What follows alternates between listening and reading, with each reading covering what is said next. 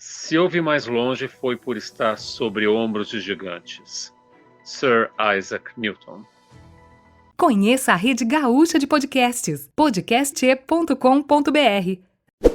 Vida longa e próspera, comunidade escolar, começando mais um AL Podcast, audaciosamente indo onde nenhuma escola jamais esteve. O meu nome é Felipe Fraga e... eu esqueci de introduzir a frase, peraí, depois do corte. Vamos lá. Deixa eu só achar ela aqui. O meu nome é Felipe Fraga e as pessoas de quem menos se espera são as que farão coisas que ninguém imagina. Eu não sei se vocês pensaram em frase. Eu criei uma agora. Criou agora? Então tá, vai lá. O meu nome é Rodrigo de Nebier e matemática para mim sempre foi um caos. Meu negócio é humanas, Então... mas adoro matemática. Legal. Bem, eu sou o professor Hidalgo e o filme O Jogo da Imitação, ele une matemática e história. Então, é muito provável que você goste de assistir esse filme. Quem não assistiu ainda, vai ter que assistir porque é muito bom. Já fica a dica aí. Como vocês viram aí, então, na descrição do episódio e pelas nossas falas aqui, principalmente a do professor Hidalgo aí, nós estamos começando uma nova série aqui no AL Podcast, digamos que o episódio piloto dessa nova série. Então, nós vamos gravar esse primeiro e depois fazendo algumas alterações ao longo do tempo, mas nós vamos convidar principalmente professores da escola e até de fora da escola e também alunos para participarem dessa série, que provavelmente vai se chamar Cinema na Sala de Aula ou Filmes na Sala de Aula. Isso a gente ainda vai pensar nessa parte editorial aí de como ela vai se chamar. Mas a ideia é essa, de que nós trabalhemos, então, no podcast, filmes que nós já exibíamos para os alunos na sala de aula, que nós já indicávamos para os alunos, que nós citávamos alguma cena ou algum personagem do filme para introduzir algum conteúdo na sala de aula, né? Então, quem gostar desse episódio pode propor filmes aí para a gente gravar nos próximos e, inclusive, vir participar com a gente, né?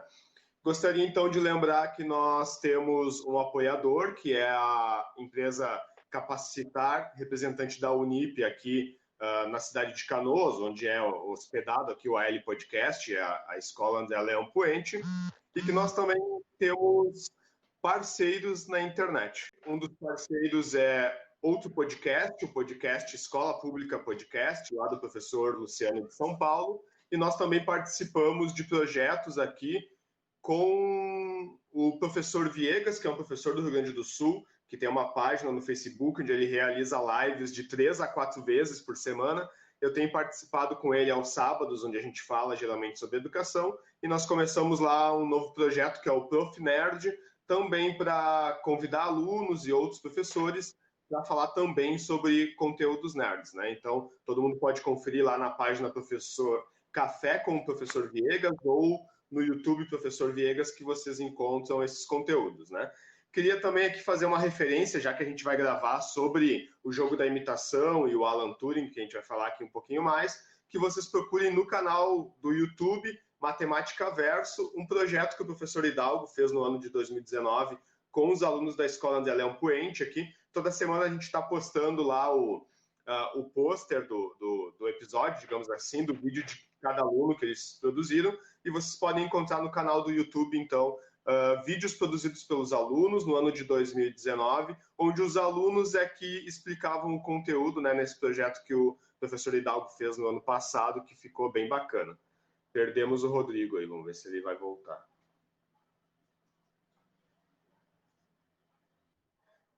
Então, mais uma vez, nós iremos falar sobre o filme O Jogo da Imitação, que vai falar sobre o matemático / cientista. O Hidalgo pode me corrigir aí se tiver mais alguma alcunha para ele, né? Que é, então, o Alan Turing, né? A partir do momento que nós pensamos na ideia dessa série do podcast, então, de falar sobre filmes que nós trabalhávamos na sala de aula, né? Eu lembrei de ver o Hidalgo trabalhando com alguns alunos esse filme em sala de aula, então nós já pensamos nesse primeiro filme, até porque ele é muito conectado com muitas tecnologias que nós utilizamos atualmente e muitas vezes pais, alunos e até outros professores nem sabem disso, né?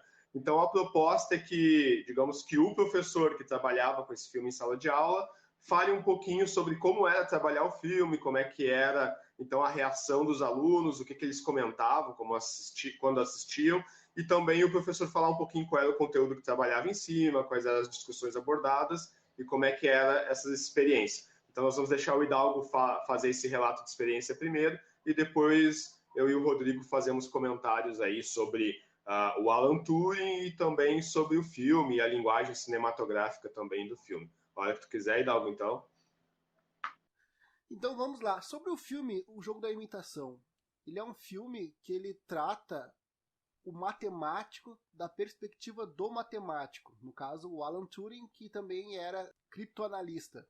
Se eu não me engano, é por serviço militar britânico. Se propõe a entrar, que ele é um bom criptógrafo, né, analista, e que, portanto, ele tem condições de entender a máquina Enigma e também a configuração, porque o que acontece? Essa máquina Enigma que os britânicos tinham e que todo dia mudava a configuração desta máquina. Então, a ideia era como conseguir essa configuração, sendo que a partir das 6 horas da manhã que eles conseguiam captar essas mensagens por frequência AM. Então, as mensagens eram recebidas, só que eles não conseguiam a configuração para colocar na máquina Enigma para conseguir então entender as mensagens militares, né, que cruzavam no ar pelo AM livremente. Então, eles tinham ali das 6 horas da manhã até meia-noite para conseguir então ver qual configuração utilizar para então poder entender de fato quais mensagens estavam sendo passadas então entre os alemães. Segundo o filme, ele que vai lá para essa entrevista, ele passa nessa entrevista, entra para a equipe. O filme ele aborda muito a questão do matemático, então a perspectiva dele, da questão social dele, do isolamento dele. E é bem interessante para quem gosta de matemática, assim, para quem vem do mundo das exatas. Não sei se o pessoal da engenharia, mas principalmente quem é físico e matemático, existe sim uma questão de conflito de egos ali quando se está nas últimas disciplinas que são mais difíceis ali, daí tem os caras mais inteligentes que querem tirar nota mais alta, e às vezes a questão do ego também. O filme trabalha muito isso e ele tem dificuldade de lidar com as pessoas. Também aborda a questão da preferência, né, sexual dele. E, cara, o filme é muito bom. Eu sempre indico esse filme. E quando eu trabalho com os alunos, eu sempre trabalho com a ideia assim, ó, de que a maioria das escolas, ou pelo menos a minha estrutura de ensino, ela é baseada em 3 condições, ou seja, três pilares. Um pilar é matéria, ou seja, conteúdo mesmo, conteudista, onde eles vão ter que fazer uma prova ou fazer uma avaliação, onde eles vão ter que calcular alguma coisa. A outra parte seria o qualitativo, né? Ou seja, a frequência, a disciplina. Aqui a gente aborda a questão também que o aluno ele se esforça ou não. Então, dentro da rede pública, nós também temos que ver essa questão social. E outra parte, então, a terceira parte da estrutura das minhas avaliações é algum trabalho diferente que eu proponho. Sempre estou inventando alguma coisa. Então, às vezes, nem sempre, mas às vezes, quando eu entendo que a turma ela vai conseguir processar o filme, ou pelo menos eu acho que tentar também vale a pena, às vezes eles não estão tão maduros, às vezes eu pego um primeiro ano, geralmente com o terceiro ano o filme funciona melhor, mas eu pego um primeiro ano, passo o filme e abordo com eles principalmente a questão da pessoa. Então eu faço um trabalho bem paralelo à matemática, da pessoa, do matemático, da personalidade dele, que é o que eu acho mais interessante no filme, e depois eu peço que eles façam então um trabalho sobre a vida e obra deste matemático, ou seja, tirar um pouco da questão do vamos calcular, ver a geometria analítica, ou vamos ver, sei lá, funções, e vamos então pesquisar sobre uma pessoa, uma figura que é um matemático tão influente que, por vezes, quando eu proponho isso, os alunos eles retornam para mim positivamente com mais informações do que eu tenho. Então eles acabam gostando e por vezes isso já aconteceu, meses depois ou até anos depois, eles retomam contato comigo e falam que, poxa, senhor, sabe aquele filme que tu indicou? Eu reassisti, agora entendi, agora que eu saquei o que aconteceu. Pô, o cara, ele foi totalmente decisivo na Segunda Guerra. Eles, com uma maior maturidade, conseguem processar. E as camadas também, que claro, que tem no filme, que é a questão da orientação sexual dele, que os alunos também do ensino médio, eles refletem muito sobre isso.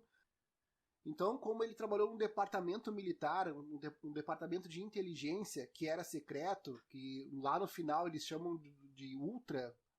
Primeiro era o MI6, depois virou Ultra. Então, coisas aconteceram ali e alguns alunos que gostam dessa parte de guerra, de conspiração, chegam a comentar por que o Alan Turing, então, teve esse final tão ruim, né? Acabou que, eu não sei se eu posso falar o final do filme aqui, mas todo mundo deve saber que... Já avisando, né? Aqui é spoiler free, né? Quem não assistiu o filme, né? Já a partir de agora vai lá, assiste e depois volta. Mas só para mim não esquecer, depois de introduzir, é legal essa parte do MI6 até a cena ali, né? Porque eles comentam assim, um dos cientistas diz assim, mas só existem 5 departamentos no exército e tal, né? Daí o cara diz, exatamente, né? Essa é a ideia, né? Que o 6 não seja descoberto, né? Até porque o MI6 é muito famoso por causa do 007, né? O 007, o personagem, ele faz parte do MI6, né? Do MI6 lá. Então é legal quando aparece essa parte, porque até faz meio que uma referência ao 007. Mas já te interrompi aí só para comentar essa parte. Bem, o que eu tava falando agora, me esqueci. Estava falando do departamento do Exército, que ele trabalhava nesse departamento do Exército, que era ultra secreto, né? Ultra secreto. E retomando, então, tem alunos que vêm com essas ideias, poxa vida, mas o cara trabalhava, né, o Alan Turing, matemático, super influente, trabalhou em um departamento secreto com o MI6, depois no ultra secreto, que era o Ultra, e teve um desfecho, assim, que era a questão, agora do spoiler, me lembrei, que é de ele oficialmente, né, os dados oficiais, que ele cometeu suicídio. Um cara que sabia o que ele sabia, que tinha as informações que tinha, que conviveu com quem ele conviveu, cometer suicídio, assim, depois de um ano de tratamento lá, que teve aquele tratamento bem agressivo de castração química, né? Então, teve alunos que abordaram isso comigo em sala de aula que nem eu havia pensado. Poxa vida, é estranho mesmo. A gente começa a ir por esse caminho, assim, de pensar um pouco que, às vezes, infelizmente, né, a gente vive num mundo tão louco que até isso é possível, né? Mas enfim, comecei, acho que até falei demais, desculpa aí, vou dar a palavra para vocês. Não, capaz. Isso dá essa questão de ter o MI6, de ter um setor ainda mais secreto dentro do Exército, né? Era a época, digamos, de final de Segunda Guerra ali e tal, né? Ele vai morrer, se eu não me engano, em 48, 49, por aí, né? Abre bastante precedente para a teoria da conspiração, assim, né? Para se desconfiar sobre essa morte, né? Depois eu vou falar um pouquinho sobre uma biografia dele que eu li, bem curtinha até, quero dar como recomendação de leitura, onde se comenta um pouquinho sobre isso. Mas primeiro eu queria ouvir o Rodrigo aí da perspectiva histórica já, o Rodrigo como professor de história, historiador aí, comentar o que achou do filme, do personagem, se já conhecia alguma coisa do personagem antes de assistir o filme. Bom, o que eu posso te dizer? Em primeiro lugar, eu assumo as minhas dificuldades na matemática desde a época da escola como uma grande limitação da minha parte, já que os grandes matemáticos, os primeiros matemáticos também eram grandes filósofos, né? Então, as ciências exatas e as ciências humanas estão muitas vezes mais ligadas do que a gente imagina, né?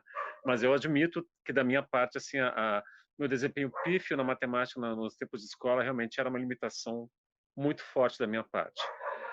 O que eu posso dizer sobre o contexto histórico do filme? De fato, o filme se passa em uma conjuntura bem agitada na Europa, né? Nós tínhamos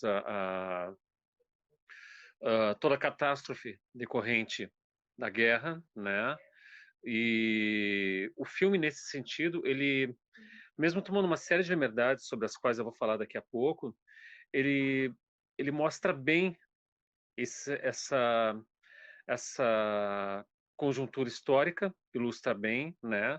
Todo o período de tensão, né, decorrente dos eventos da Segunda Guerra, dos ataques nazistas, e também mostra o esforço dessa equipe de criptoanalistas, né, de considerados gênios da computação, para tentar decifrar esses códigos e exatamente o próprio papel do Alan Turing nesse processo, que foi muito bem mostrado, né? Inclusive, se não me engano, o ator que é o atual Doutor Estranho do universo Marvel, o Benedict Cumberbatch, ele foi indicado ao Oscar pelo papel, se não me engano, né? E também foi, né? Isso. E é um filme dirigido por um norueguês chamado, eu acho que é Morten Tyldum, se não me engano. Morten Tyldum, exatamente. É o primeiro filme em língua inglesa desse cara. E já teve uma série de indicações tanto ao Oscar, se não me engano, para o Globo de Ouro também, né? E o filme é bastante eficiente, no meu ponto de vista, em termos de precisão, conjuntura histórica, embora tome certas liberdades em relação à precisão histórica, por exemplo. Parece que, na verdade, o Alan Turing não era tão antissocial, não tinha tantas dificuldades de relacionamento com seus superiores, conforme era retratado no filme, né? Mas isso foi mostrado também para que o filme se tornasse mais palatável para o público, né? Mais cinematograficamente interessante mostrar esse tipo de conflito. E outra coisa que também é interessante no filme é que, além dele ser sociável, né, há personagens inseridos na trama do filme que de fato não conviveram com o Turing, ao contrário do que o próprio filme mostra, mas também retratado de forma a ser mais cinematograficamente interessante para o público, né? E o próprio Hidalgo também falou da conjuntura em que o Alan Turing faleceu, que teria sido um suposto suicídio, né? Em primeiro lugar, há uma polêmica em relação a isso, porque, se não me engano, a própria mãe dele disse que teria sido uma ingestão acidental, porque ele estava pesquisando substâncias potencialmente fatais no período em que foi encontrado, né? Então, há quem defenda também a tese de um suicídio acidental, e há também quem defenda a tese de que poderia haver, considerando que ele sabia, considerando o próprio papel decisivo dele para o final da Segunda Guerra, há essa polêmica, enfim, de que talvez alguém tivesse mandado apagar o cara, né? E há também, infelizmente, ele morreu em 52 ou 54, pelo que eu estava vendo ali, eu dei uma lida, né? E nessa época, a homossexualidade no Reino Unido era considerada um crime. E só deixou de ser um crime na década de 60, e o próprio Alan Turing ele conseguiu o perdão real em 2009, né? Aliás, o perdão real não, pediram a ele desculpas pela forma como as circunstâncias levaram ele a morrer cedo, né? Com 42 anos somente.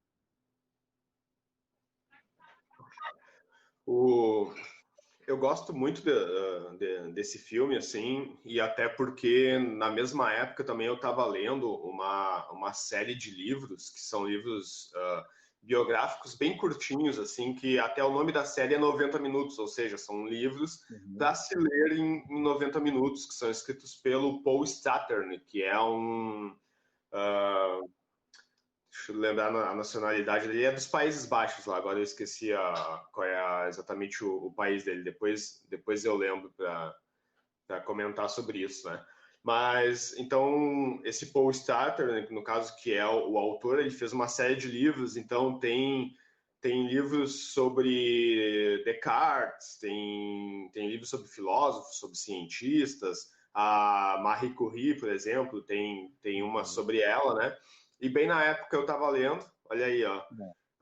Esse livro, então, é excelente, né? Essa série de livros como um todo é uma série de livros excelente, assim. Então, até o Hidalgo está mostrando aí na tela que ele tem o livro em casa, né? Então, até já vou propor para no futuro a gente fazer uma série sobre esses livros, assim, né? Legal. Porque até o autor mesmo, ele fala ali sobre no próprio livro, mais para o final, ele fala que existe uma biografia definitiva sobre o Alan Turing, que é uma biografia de 500 e poucas páginas, assim, que vai dar muito mais detalhes, né? Então, nesse livro, que é 90 minutos, ou seja, para se ler ali em 1h30, ele dá detalhes, mas ele resume muito bem, assim, todos que ele escreve, ele resume muito bem. Então, na época que eu assisti o filme, eu estava lendo o livro, E o livro é tão curtinho que hoje eu li ele de novo. Comecei de manhã e terminei agora de tarde. Tá valendo para me preparar para o episódio aqui, né? Então ele vai fazendo toda uma reconstrução ali sobre a questão do Alan Turing e sobre a criação dos computadores, né? Até para quem estiver nos assistindo só na versão de podcast, depois nos procura aqui no YouTube, que eu quero projetar uma parte do livro aqui na tela, que vai mostrar a reconstrução de quando surgiram os primeiros computadores, né? Porque o Alan Turing é considerado o pai da computação moderna, né? Mas existem computadores muito mais antigos que eram muito primitivos, obviamente, né? E ele já vai construir uma máquina, então, já, digamos, como o primeiro computador já considerado digital, porque ele já utilizava uma programação, ele já executava sozinho, né, um comando pré-programado. Deixa eu projetar aqui, então, essa tomada de linha do tempo. Se o Hidalgo quiser ver até no livro, é bem lá no finalzinho, vou colocar aí para vocês verem. Só um minutinho. Aqui, ó, datas significativas. Ó, então aqui para quem estiver nos assistindo no YouTube, né, ou depois, também vocês, esse livro é baratinho, porque ele é bem pequeno mesmo, vocês acham para comprar ele bem barato, é bom que se compre o livro, mas quem não tiver dinheiro, não tiver acesso, vocês acham facilmente o PDF aí na internet, é melhor ler mesmo que no PDF, né, do que não ler, né, mas vale muito a pena. Então aí vocês vão ver que vai ter toda uma retomada histórica de quando aconteceu, de quando foram feitos os primeiros instrumentos de cálculo, digamos assim, de matemática, né, e até chegar, então, na criação do computador em 1948, que é o Madam, né?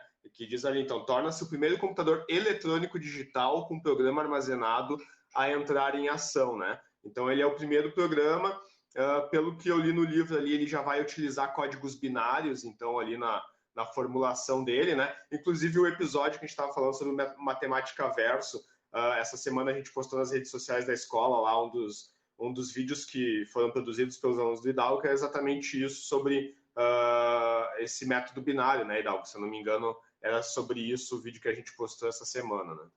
E é bacana, então, que ele faz toda essa reconstrução, tanto da história dos computadores e também sobre a história do Alan Turing aí, né? Então, quem nunca leu, quem está afim de ler alguma coisa durante a pandemia aí, compre o livro ou baixa ele, lê e já vê os outros da série, assim, porque é excelente. Se eu não me engano, são 28 livros. Na época que eu assisti o filme, eu estava lendo a série inteira, e daí peguei o do Alan Turing antes de assistir o filme, li ele, e depois fui lá assistir, assim, né?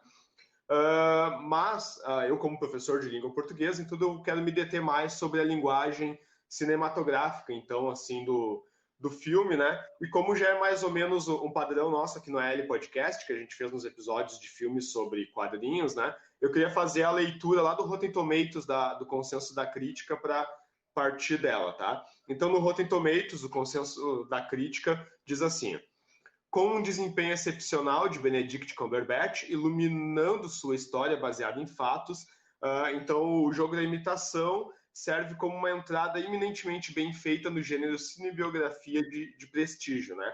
Então, o que os críticos estão falando nesse consenso? Eles gostam muito da atuação do Benedict Cumberbatch, mas eles não gostam muito do filme em si, porque eles acham que ele é muito novelesco, assim, e tudo, né? Mas, fora disso, eu acho que ele é um filme muito interessante mesmo de se trabalhar em sala de aula, exatamente por ele ser um filme muito didático, né? Que ele explica bem, né?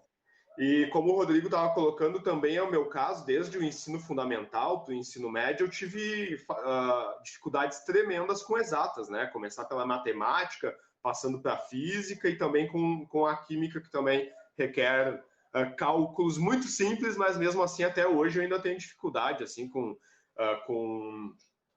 fórmulas matemáticas, ou mesmo até com cálculos simples, assim, de fazer de cabeça, né? Agora que a gente está muito dependente, então, dos aparelhos eletrônicos, como o celular, acho que isso deve estar piorando nas escolas. Até o Hidalgo pode nos dar um relato, assim, de como é que é no primeiro ano do ensino médio os alunos de matemática, assim, se comparando a época que ele fez o ensino médio, como é que tu acha que é a base de matemática dos alunos atualmente, Hidalgo?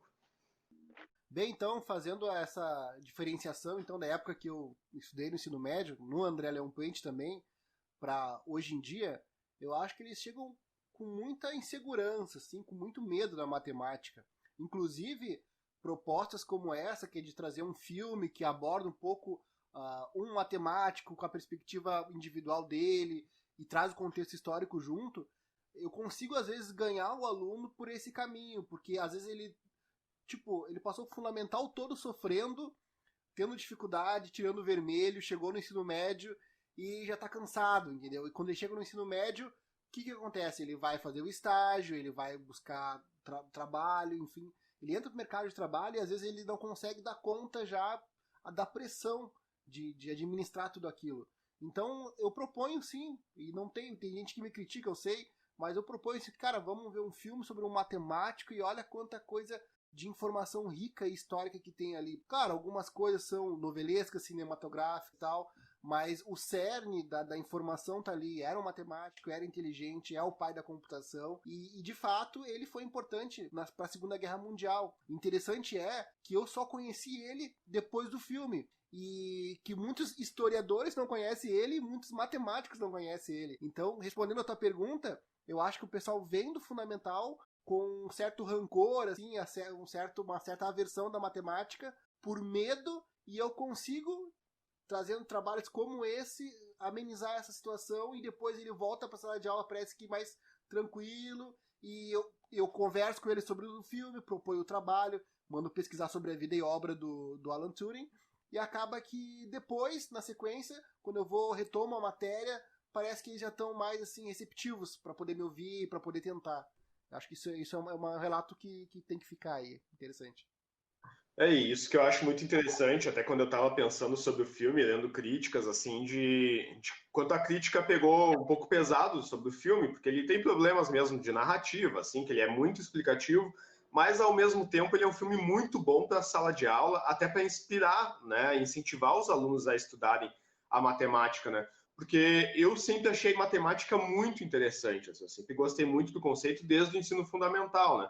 Mas também sempre me faltou alguma coisa que me incentivasse a exercitar a matemática, né? E a gente sabe que ciências exatas não tem enrolação, né? Tu faz exercício, exercício, exercício para aprender a fazer. Não tem como tu ir na internet ali e fazer uma pesquisa, como é que se resolve a equação, né? Quando tu pegar uma que é um pouquinho diferente, função, equação, mudou os números ali, ou tu sabe fazer ou tu não sabe, não tem enrolação, né? E me parece que esse filme, apesar dele ter alguns problemas de narrativa, dele ser muito explicativo, que a crítica cinematográfica não gosta, ele é um filme excelente, muito didático para a sala de aula, para esse caráter inspirador, né?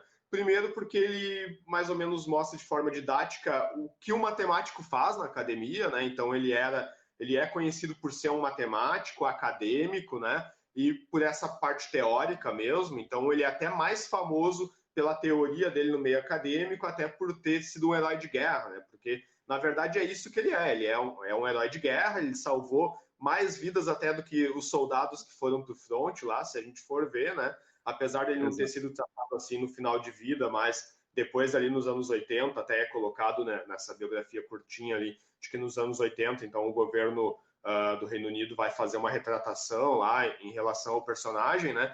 Mas me parece que esse filme tem um potencial, assim como esse livro também, por isso que é muito interessante, né? E a ideia desse projeto aqui de filmes na sala de aula é incentivar que os alunos pesquisem mais sobre a disciplina em si, sobre o personagem que a gente está falando aqui, para descobrir mais, então, sobre o conteúdo que se trabalha na sala de aula e as disciplinas, né? Então, acho que esse filme realmente tem esse caráter e até de representação, né? De mostrar o matemático como herói, né? De como foi a atuação dele na Segunda Guerra lá, então, que isso foi bem importante, né? A maioria das pessoas que não estudam muito história não sabem que esse fato aconteceu. Eu mesmo fui descobrir lendo o livro e depois assistindo o filme, né? Também, quem quiser um conteúdo curtinho para se informar, no canal do YouTube, o Meteoro Brasil, que é um canal excelente, recomendo que todo mundo assista. Também, em abril desse ano, saiu um videozinho sobre a vida do Alan Turing, bem curtinho, lá de 5 minutos e pouquinho, depois para o final, se não ficar muito longo aqui, a gente até coloca. Mas também procurem lá e no YouTube tem várias coisas sobre o Alan Turing, né? Mas o muito interessante é que ele é muito importante, então, para a computação, né? Então, vocês que estão nos assistindo, nos ouvindo agora no celular o Alan Turing foi muito importante para que a gente chegasse, então, na telefonia celular, no PC que você utiliza, no notebook que você utiliza, ele foi muito importante para isso, né? No filme, eu acho que o filme falha um pouquinho em colocar isso, até porque não é a intenção, né, de dizer que ele é o pai da computação, de que ele criou o computador e tal, até porque a gente vê aquilo não parece um computador, né, principalmente para quem nunca estudou essa área de informática, vai olhar aquela máquina lá, cheio de tubos e tal, e não vai identificar que aquilo é um computador, né.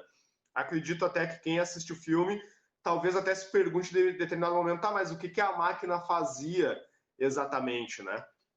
E é bem nessa questão de que o Alan Turing ele vai ficar famoso depois.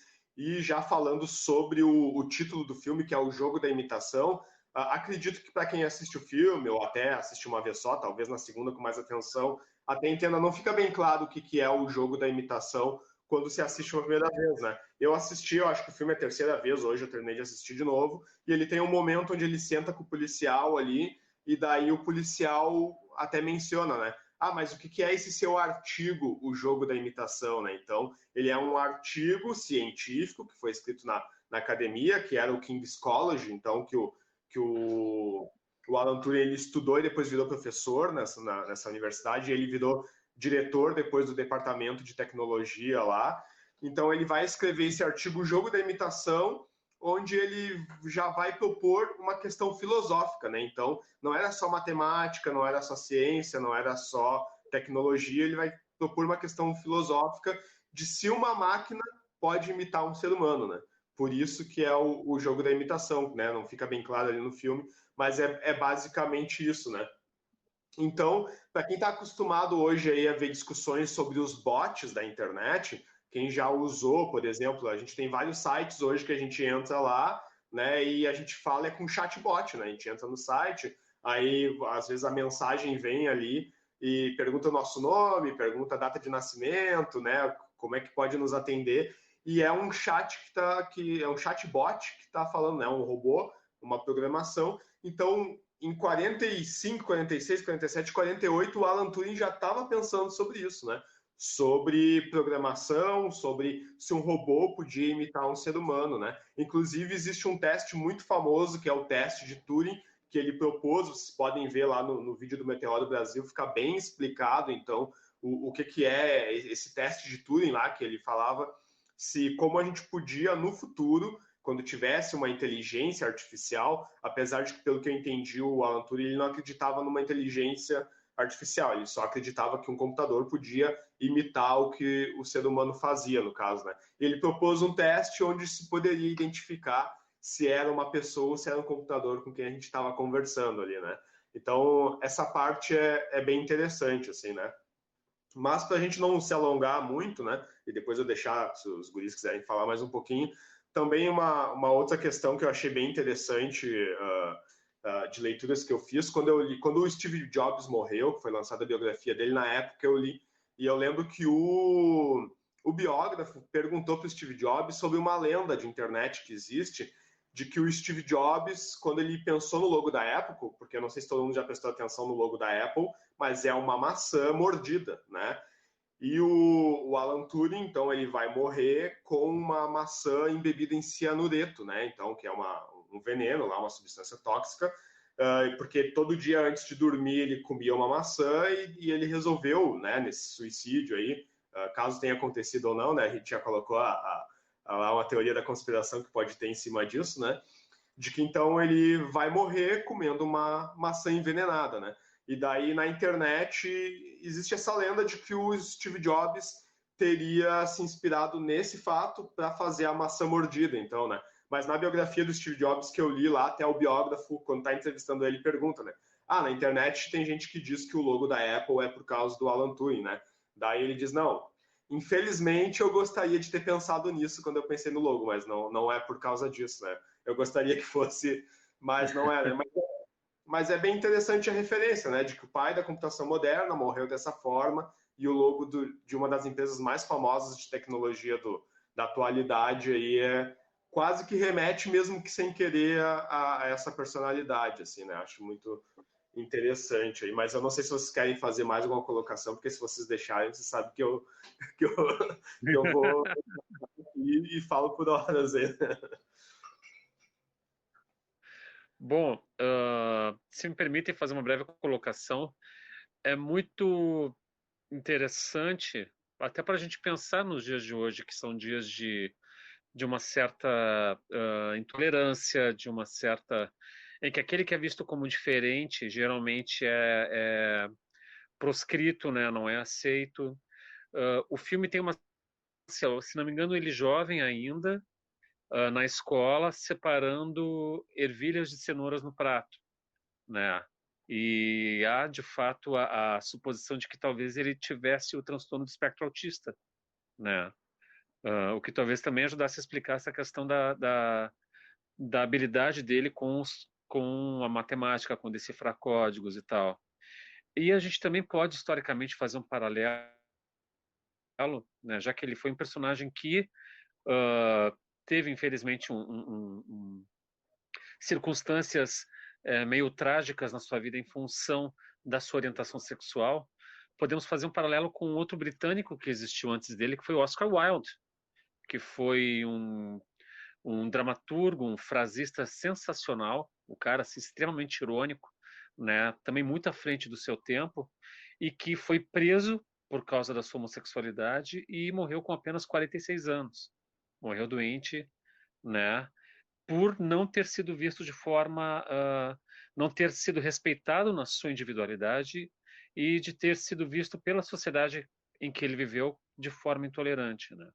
Então são coisas que a gente, nesses tempos conturbados que a gente vive, são boas da gente também trabalhar em sala de aula e também refletir, né?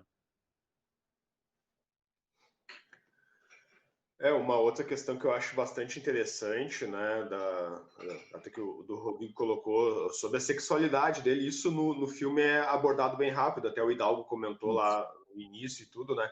O que não fica evidente no filme, no caso, é de que ele não era, digamos, que um gay discreto, né? E naquela época a maioria era, né? Porque como era até um crime considerado, a maioria era discreto, né? Mas o Alan Turing, ele em determinado momento, até por essa condição especial dele, isso fica evidente, né, de que ele tinha alguma necessidade especial, que podia ser um autismo, Asperger ali, ou até altas habilidades, talvez, né, pode ser o caso, mas como o Rodrigo colocou a questão das ervilhas, é bem provável que talvez ele fosse Asperger mesmo, né?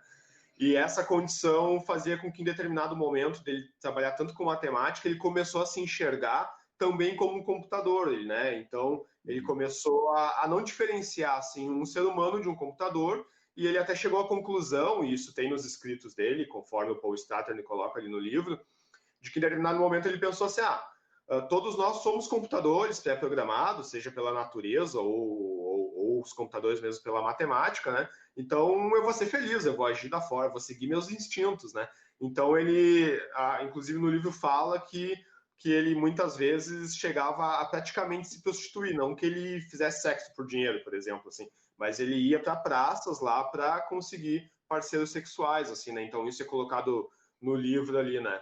E por isso, então, que em determinado momento ele foi perseguido, né? Porque na academia mesmo, nos altos círculos britânicos lá do Reino Unido, existiam muitos gays notórios, que todo mundo sabia que era, só que eles eram discretos, né? Todo mundo sabia, mas eles eram discretos. E ele, como não tinha, digamos que esse verniz social, ele não tinha essa desenvoltura social, né? Isso veio a trazer muitos problemas para ele, né? O próprio Paul Stratton coloca no livro que provavelmente ele teria chego a diretor do departamento, ele poderia ter sido um acadêmico muito bem sucedido se ele tivesse tato social, né? Se ele tivesse lidado com esse meio social de forma mais habilidosa, digamos assim, né? E isso até fica bem evidente no filme, né? Até digamos que a parte mais cômica do filme é essa, né? Ele interagindo ali com os colegas, né? Até tem aquele momento que ele vai lá contar uma piada, né? Que é totalmente fora de contexto, né? Ele chega lá e leva a maçã para os colegas comerem e puxa uma piada do nada, assim, né?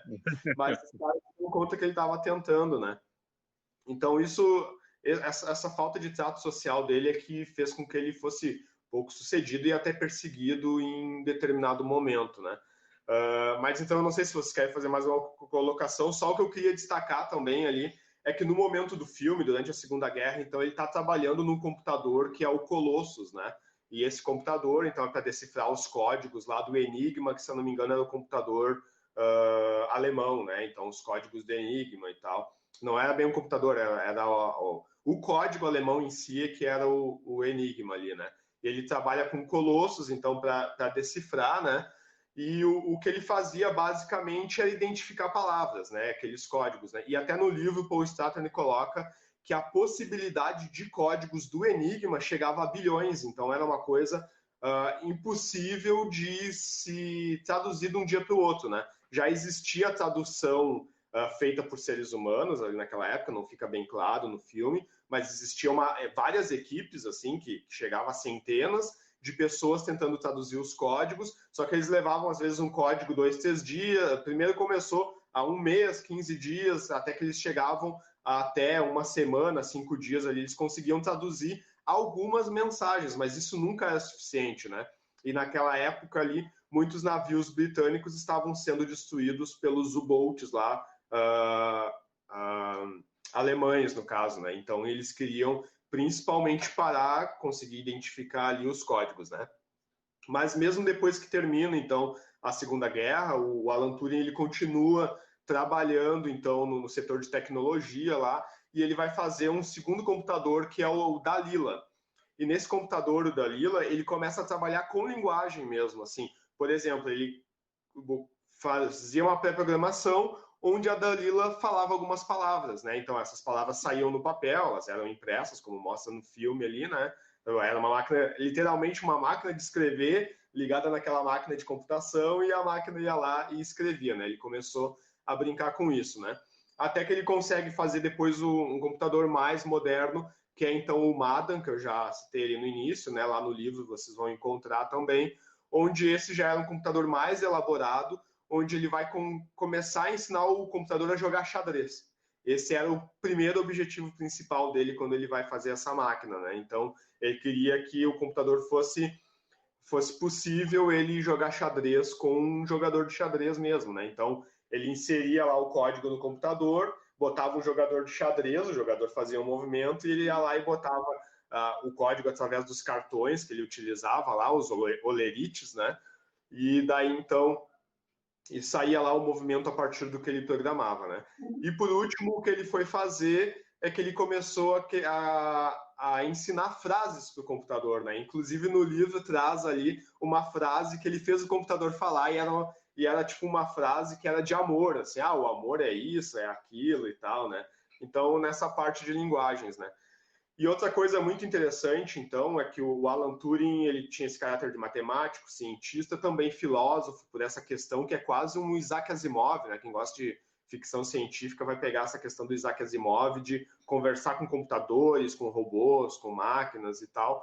Ele também começa a entrar numa área da ciência ali, até tinha notado aqui, vou ver se eu acho que depois, que já vai misturar com biologia, mais ou menos é a morfogênese. O que é a morfogênese? Ela é o início da genética, né? Inclusive, ele tinha colegas já lá na universidade, que eram o Crick e o Watson, que são dois dos criadores dos componentes do DNA, né? Então, o Alan Turing, ele já começou a misturar matemática com biologia, né? Já quase que indo para a genética, assim, né? Então, por isso essa questão que teve a referência no filme ali no início das ervilhas e tal. Para quem já estudou genética sabe que as ervilhas, por causa do Mendel, tem uma conexão muito grande aí, então, com a biologia por causa disso, né? Então tem toda essa referência porque ele também tentou entrar nessa área, né? Até porque ele vivia na academia, tinha muitas teorias saindo na época sobre computação, sobre matemática, sobre genética, né?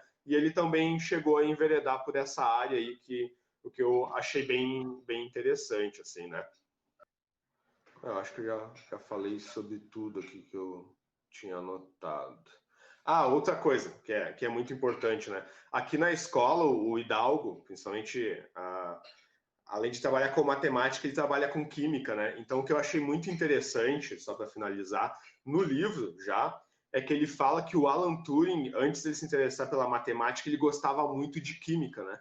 E, inclusive, na época, a família deu para ele o que no livro é dito como um estojo de química. Mas eu acredito que ele esteja se referindo a um kit de química, né? que seria um kit para fazer aquelas experiências, né? A gente sabe que se vende aí, a gente encontra na internet, até em livrarias, aqueles kits de química, onde dá para fazer algumas experiências, vem com algumas experiências, né? E a gente vê a importância, né, que nos anos 40, né, de se dar para uma criança um kit de química, né, de se ter até um poder aquisitivo e de se valorizar isso, de que ele era uma criança que brincava com então um kit de química, e isso fez com que ele desenvolvesse o interesse pela matemática e fosse um cara que se desenvolveu muito nessa área, então, né? E a gente sabe que aqui no Brasil a gente não tem nem dinheiro e nem a cultura, né? Mesmo que se tenha dinheiro, poucas crianças ganham aí um kit de química, né? E de quão importante seria, né, que as crianças do fundamental ganhassem kits de química da família ou até na escola para brincar com aquilo, para se desenvolver nessa área de ciências exatas aí, né, pessoal? Mas eu termino por aqui, já até falei demais também aí. Aí se os meninos quiserem acrescentar mais alguma coisa ou já fazer uma fala de despedida, aí a gente já vai finalizando o episódio, então. Eu gostaria de me despedir, então, mandando um recado para os meus alunos. Queridos, não façam como o tio Rodrigo. Estudem matemática, vejam O Jogo da Imitação, que é um baita filme com atores espetaculares. O Charles Dance está bem no filme, Cumberbatch perfeito, Keira Knightley excelente. Mas estudem, a matemática está presente em todos os aspectos da nossa vida e a gente precisa relacionar isso e ir bem. Contem com a ajuda do Prof. Hidalgo, que é um dos maiores profs que a gente tem aí, entendeu? E façam isso, estudem bastante matemática e vejam o redação também.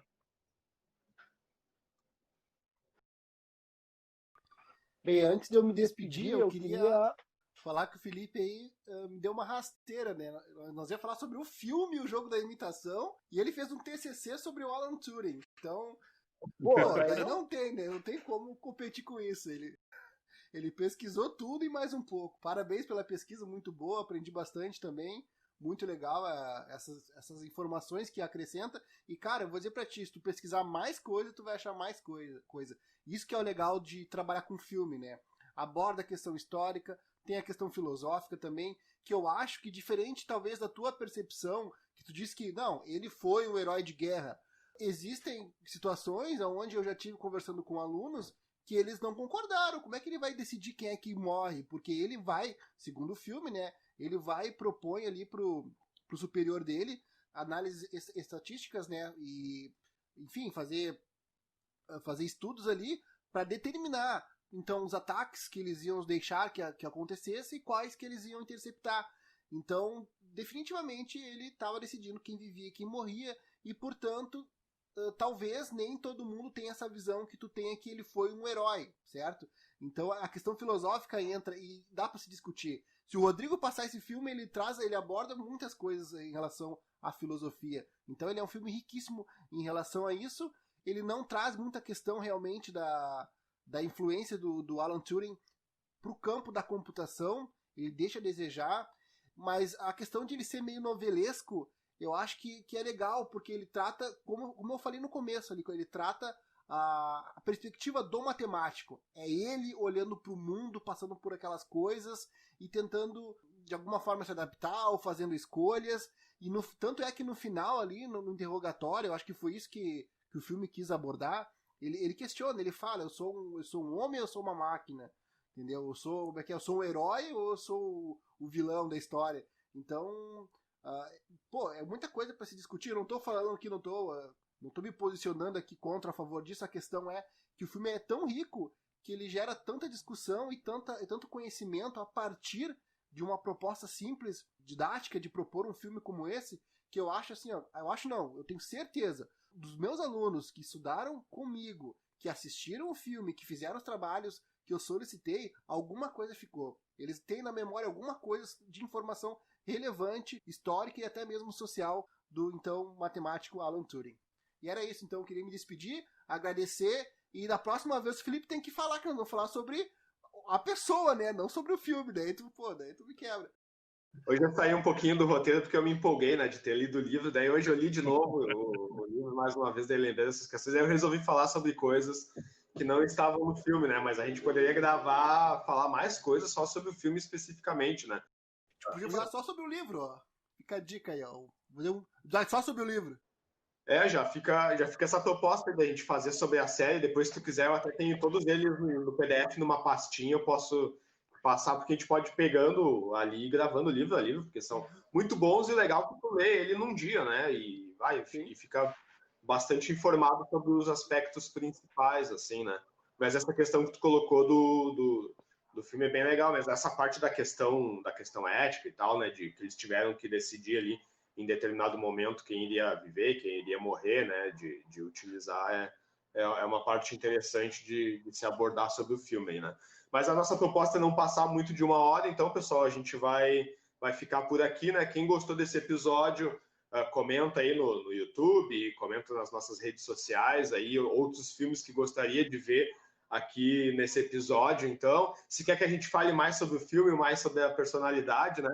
Nos próximos eu prometo que a gente vai falar mais sobre os filmes, né? Nem todos a gente vai ter uma leitura prévia assim para comentar e não vai fugir tanto assim do filme em si, até porque a gente gosta muito de cinema e a proposta é incentivar que a partir do cinema os alunos vão procurar também a parte teórica, estudar a parte teórica, né? Então, ficamos por aqui. Muito obrigado ao Hidalgo e ao Rodrigo que participaram aqui da gravação desse episódio. Muito obrigado a quem está nos ouvindo aí. Uma vida longa e próspera a todos, então. Isso aí, pessoal. Na Unip EAD, você é quem escolhe como e onde vai estudar. Cursos à distância que se encaixam na sua vida e no seu bolso. Você pode estar em qualquer lugar e a Unip está com você. Qualidade de ensino e cursos reconhecidos pelo MEC, com professores online 24 horas. Unip EAD. Mudar sua história só depende de você.